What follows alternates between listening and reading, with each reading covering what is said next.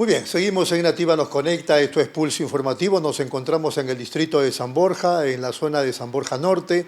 Vamos a conversar con el exministro de Salud, el doctor Óscar Ugarte, un poco en unos 13 minutos sobre el contexto que estamos viviendo en el Perú en lo que a la salud se refiere.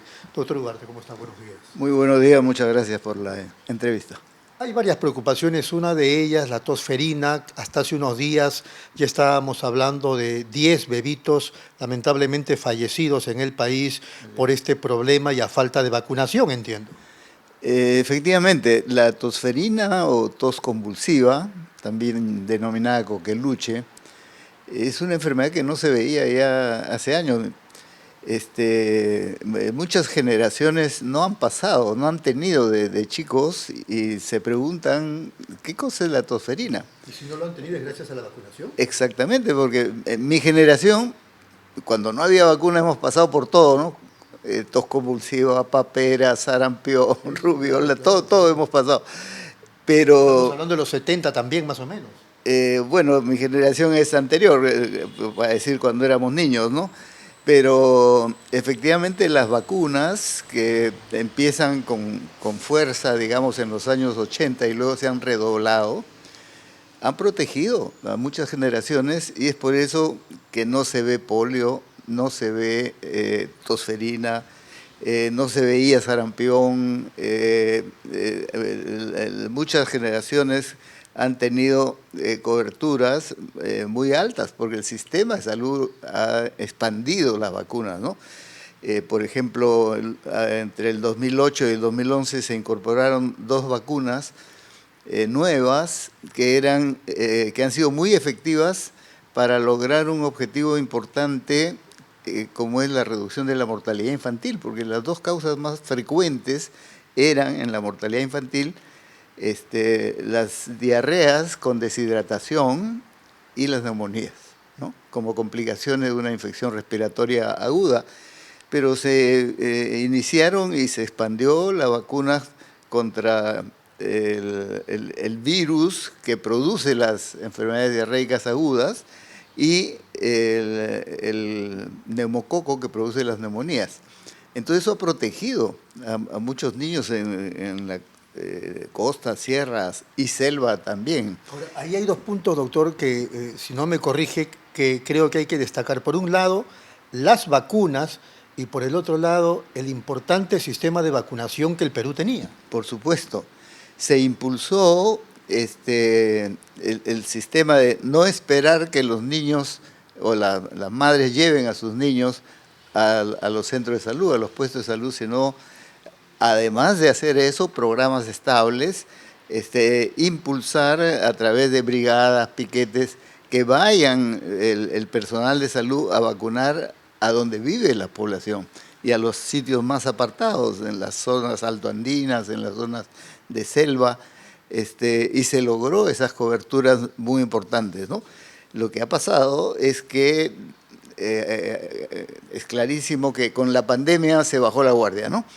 Pero no se ha logrado recuperar totalmente. Es decir, hay, de lo que antes se cubría más o menos el 90% de los niños menores de 1 año ya estaban vacunados contra todas estas enfermedades, se redujo al 50%. Y si bien el Ministerio de Salud ha hecho un esfuerzo, digamos, en los últimos años post pandemia, no se logra cubrir, está en un 70% más o menos como promedio nacional. Entonces, claro, en Lima la cobertura es más alta, pero cuando vemos otras regiones está en 20%, 15%, es muy baja. Eso lo estamos sintiendo ahora. Pero ya estaba advertido. Hace 2 años la Organización Panamericana de la Salud hizo una advertencia general a todos los países, sobre todo latinoamericanos, diciendo hay 3 países en riesgo de que reaparezcan enfermedades. ¿Por qué? Por sus bajas coberturas. Entre ellos estaba Perú. Y ha aparecido fiebre amarilla, que no se veía también en años, si bien es una enfermedad muy conocida, pero estaba controlada. Ahora de nuevo están apareciendo casos de fiebre amarilla. No se veía sarampión, ya se ha visto sarampión en los últimos años, si bien que vienen de afuera, ¿no? Porque hay países donde han bajado la guardia, incluso países desarrollados, ¿no? Estados Unidos, todo México, Estados Unidos, Canadá, una expansión de sarampión. Bueno, y tos convulsiva, que no se veía, ¿no? O tosferina. Entonces, esto estaba advertido. Si estaba advertido, ¿en qué fallamos o qué no hicimos, doctor? Bueno, yo creo que se hizo de manera insuficiente, porque es cierto que el ministerio ha redoblado también, pero no se ha llegado pues a todas las zonas. Tengamos presente que de los más de 600 casos y estos 10 fallecidos, lamentablemente niños pequeños, el 75%, es decir, más de 400, están en una provincia, que es la provincia Daten del Marañón, de Loreto, que es de selva obviamente, entre el río Marañón y la frontera con Ecuador. Es en esa zona donde hay la mayor cantidad de casos. Pero el problema es que con estas bajas coberturas se puede expandir, porque ya hay en otras partes, ahí también en Chiclayo se han presentado casos, pero eso nos está advirtiendo que con esas bajas coberturas, sobre todo la tos convulsiva, que es muy contagiosa, se puede expandir a nivel nacional. Entonces, ahí el Ministerio tiene un enorme reto y las direcciones regionales de salud, porque vacunas no faltan. El Perú tiene disposición para vacunas, pese a que efectivamente en determinado momento se ha bajado la guardia también en la adquisición de vacunas. Entonces, ¿es el sistema? Bueno, hay un problema del sistema sin duda y de gestión, porque todo esto redunda en algo que es conocido. Nuestro primer nivel de atención, es decir, los centros, los puestos de salud que están más cerca de la gente, esos están fallando, las postas médicas, eso está fallando. Eso no es nada nuevo, eso ya se conoce, pero hay una deficiencia muy grande en fortalecer, y menciono dos casos, o dos cosas, dos temas importantes. Uno, a nivel de recursos humanos, porque el primer nivel de atención requiere recursos humanos, médicos, enfermeras, tecnólogos, odontólogos, etcétera. El primer mecanismo para tener profesionales en el primer nivel de atención es este programa que es el Servicio Rural y Urbano Marginal, el SERUMS, porque todos los profesionales que salen tienen la oportunidad de ir por un año a los puestos de salud, a las postas más alejadas. ¿Qué pasa? ¿Hay una mala distribución de estos profesionales? Esa es una parte, efectivamente hay mala distribución, pero faltan plazas. No es que falten personas. Mire, le explico. De todas las profesiones de la salud, que son 12, entre ellos médicos, he dicho, enfermeras, obstetras, odontólogos, psicólogos, químicos farmacéuticos, de todas las universidades públicas y privadas egresan cada año 14.000, ¿ok? O sea, podríamos cubrir, entrando, 14.000 establecimientos. Personal no falta. Personal no falta, pero ¿cuántas plazas hay? Y eso es decisión política, ¿no? Porque hay que financiar las plazas para que vayan a tal 10.000. Pero eso no es un gasto, es una inversión. Es una inversión, pero mire, cada año salen 14.000 y solo pueden entrar 10.000. Entonces hay 4.000 que se quedan. ¿Cuántos han participado en el último concurso del SERUM, que ha sido en marzo, o sea, hace 2 meses? 30.000. Eso quiere decir que todos los que no han estado ingresando, hay una presión muy grande. O sea, recursos humanos tenemos. Si ampliamos las plazas, por lo menos a 14.000 para que no se vayan quedando, pero deberíamos ampliar a 20.000 y se aseguro que entran. Y todavía nos faltaría. Con lo cual podríamos fortalecer a la gran mayoría de puestos y centros de salud de primer nivel, empezando recursos humanos. El segundo problema es infraestructura, es decir, tienen que estar bien equipados, tiene que haber postas en todas las partes del país, acercarse a los sitios más alejados, etcétera. Y había un plan que yo he saludado cuando se planteó desde el Ministerio de Salud, que le denominaron el Plan 1000. ¿Qué significaba? Hacer 1.000 establecimientos nuevos. Del año pasado, o sea, reciente. Eso generó un entusiasmo. Todos los gobiernos regionales y los equipos... Postas médicas nuevas. Los equipos técnicos, que hay buenos equipos técnicos en el Ministerio de Salud, no es que nos falte capacidad, hay, y además dedicación. Se han hecho durante el año pasado, no 1.000, 1.300 se empleó. Para poder fortalecer a nivel de infraestructura, tener equipamiento y todo. El propio gobierno no lo planteó al Congreso en el año pasado para el presupuesto 2025. No lo consideraron. Y el Congreso ni lo ha visto. La propia presidenta, en su mensaje presidencial del año pasado, 28 de julio. el 28 de julio, anunció ese programa.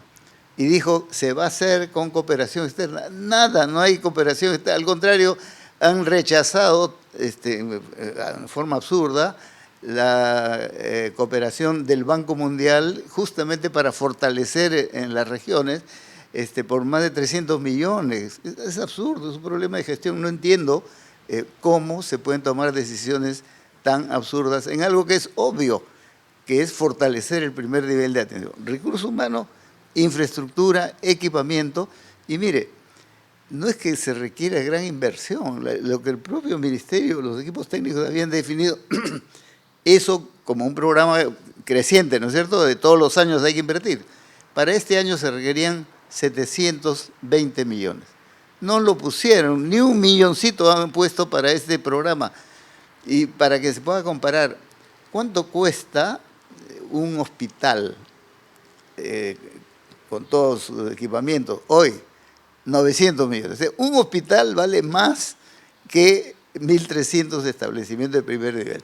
No es que no haya que invertir en el hospital, hay que hacerlo, pero la prioridad está en el primer nivel y debiera ponerse recursos para ese fin, ¿no? Es un problema de gestión, definitivamente. Absolutamente, y yo creo que eso es grave para el sistema de salud pública. Un representante, el doctor Guanais, en el CADE de salud que se ha producido en esta semana, que es un funcionario internacional de muy alto rango, que es de la OSD y que ha estado invitado aquí justamente para hacer un informe.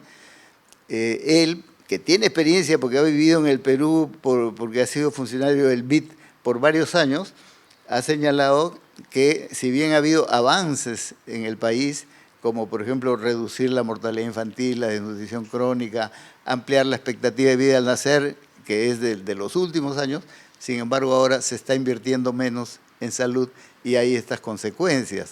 Entonces, creo que estamos claros en qué cosa es lo que hay que hacer y falta decisión política. Claro, ya este gobierno está de salida, pero eso tendría que ser preocupación de las nuevas autoridades o quienes aspiran a ser nuevas autoridades del país, que no se olviden de la salud pública. Muy bien. Entonces, 1.300 postas médicas que están en el papel por falta de voluntad política. Por falta de voluntad política, pese a que había un alto compromiso de los equipos técnicos del Ministerio de Salud y de los gobiernos regionales, dicho de paso, porque la discusión que está habiendo ahora si se fortalecen a las municipalidades o no con el financiamiento del Fondo Común, en realidad la prioridad tiene que estar en los gobiernos regionales, no hay que olvidarse de los gobiernos locales, es cierto, pero los gobiernos regionales son los que tienen la gran responsabilidad, por lo menos en el caso de la salud, y ese debe ser uno de los temas de la descentralización fiscal, que es un punto que le falta a la descentralización política en el país. Y las postas médicas que ya están, que ya existen, no están equipadas, y eso se evidenció también en plena pandemia. Efectivamente, pero luego había un estudio del propio ministerio de enero del 2022, es el estudio más reciente que hay, que hace un diagnóstico de la situación del primer nivel, de los hospitales, de los laboratorios. Y lo que muestra es que a nivel del primer nivel, el 96% de los establecimientos, que son más de 8.000, el 96% está en condiciones insatisfactorias para atender a las personas. O sea, el propio ministerio tiene un diagnóstico claro, objetivo, hay una propuesta, pero no la financia, entonces no sirve para nada y eso es un problema de gestión política. Y eso es lo que nos está pasando la factura, doctor. Sin duda, eso nos pasa la factura y es de sentido común qué cosa es lo que hay que hacer y ojalá que se revierta esta situación. Más allá de qué grupo político sea gobierno, ¿qué es lo que se tendría que hacer, doctor? Bueno, está muy claro, ¿no? Como hemos señalado, hay que fortalecer el primer nivel de atención, Porque el primer nivel de atención se encarga de vacunar, se encarga de hacer prevención, promoción. Por supuesto, por ejemplo, ¿quién se encarga de controlar el vector del dengue, de la malaria, que está en las casas o en las zonas cercanas a las zonas urbanas? El primer nivel de atención. ¿Quién se encarga de detectar si una mujer pueda tener problemas ginecológicos y puede haber algún signo muy primario, digamos, muy elemental de un posible cáncer ginecológico de cuello uterino o de mama? Es el primer nivel.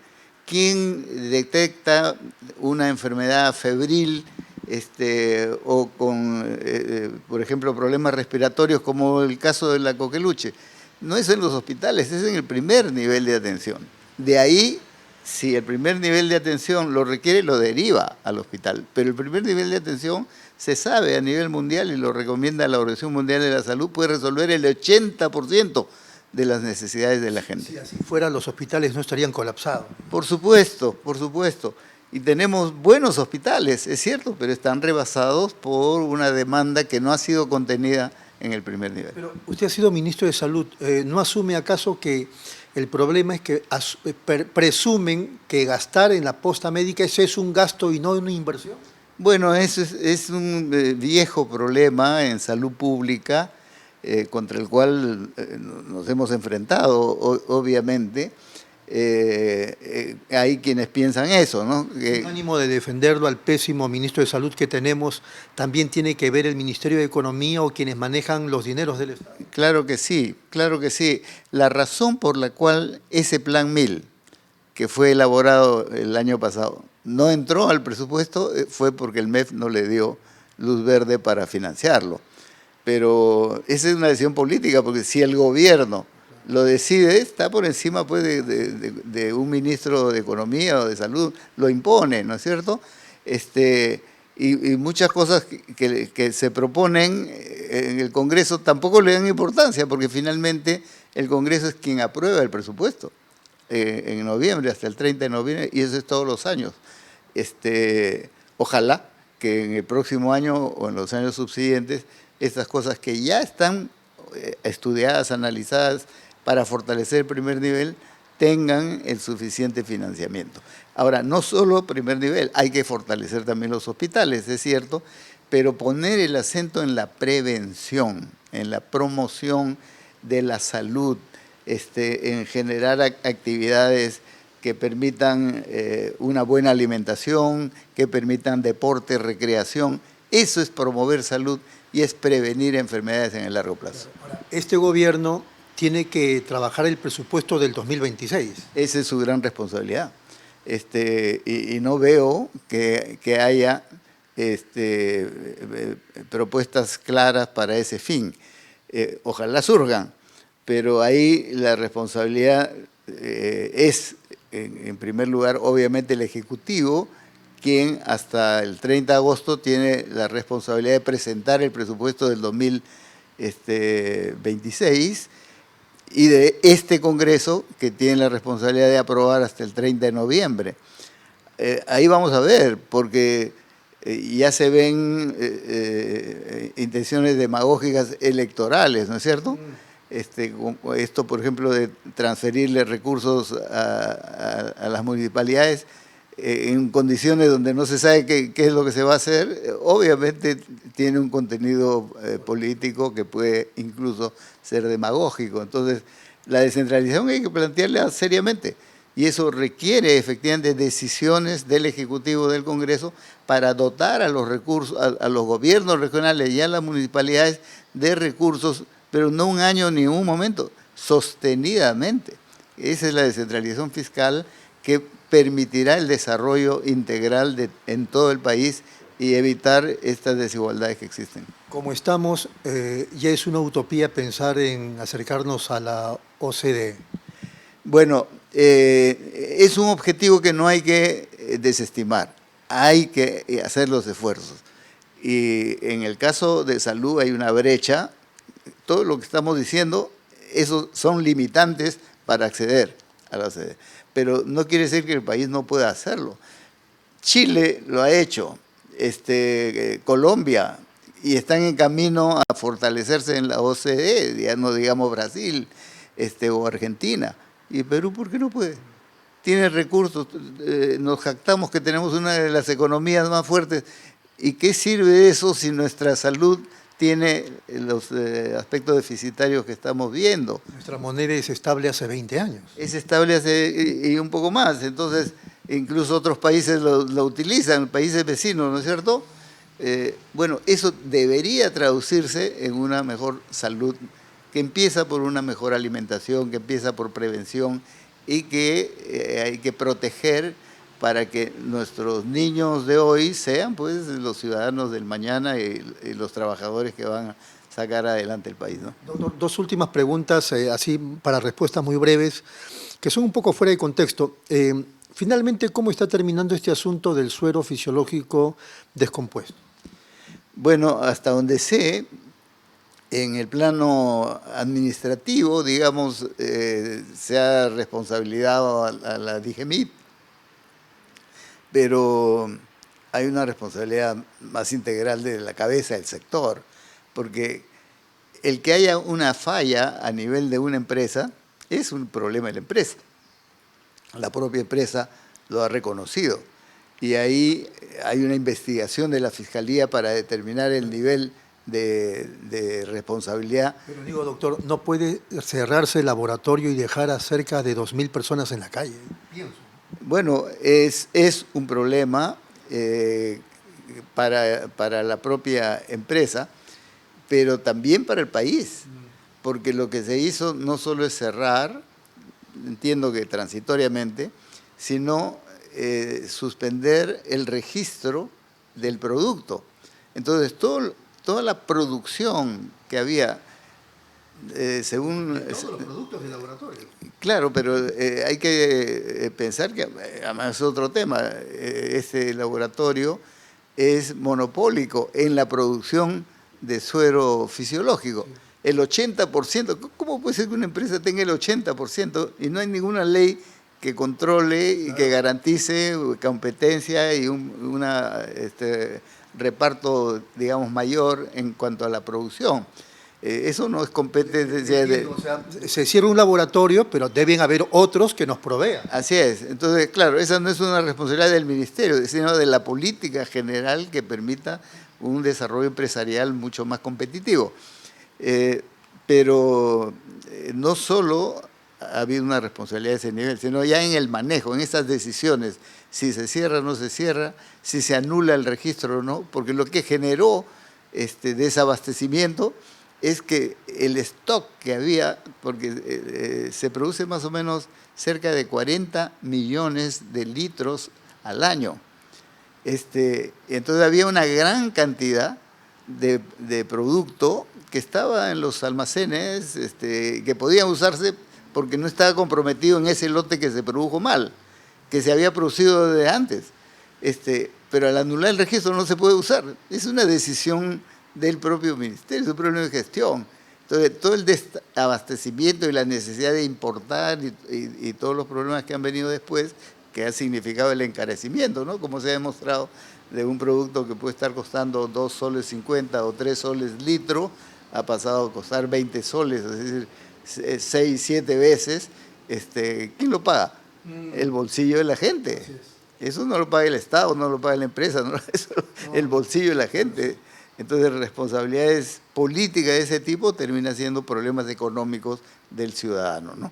A manera de reflexión, ¿qué podríamos decir al público televidente? Bueno, yo creo que hay que ser conscientes, en primer lugar, de que la salud es un tema clave, no solo para que cada quien esté mejor y vivamos mejor, sino para el desarrollo del país. No hay país que no impulse salud, educación como políticas sociales claves para el desarrollo nacional, porque eso motoriza la producción, porque tenemos ciudadanos en mejores condiciones que pueden participar, que pueden educarse, estar instruidos y trabajar. Entonces, eso tiene que hacer. Y que los problemas que hoy tenemos no son problemas que no tengan solución. Tienen solución. Lo sabemos y lo acabamos de analizar en temas claves. Bueno, hay que tener confianza en que el país sí puede resolver y sí podría tener un buen sistema de salud digno para nuestra población, para nuestra ciudadanía.